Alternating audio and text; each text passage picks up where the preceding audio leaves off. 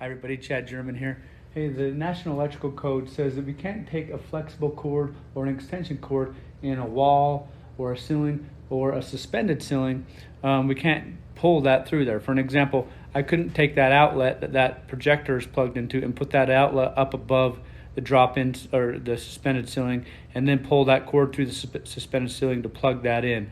I have to have that outlet down here and I have to plug it in. A lot of people actually don't like that. I've taught continuing eds where people get really upset about it. I don't know why. My question to you is why? Why is that against code that we cannot take an extension cord or a flexible cord up through a suspended ceiling to plug it in? Let's see what you guys come up with.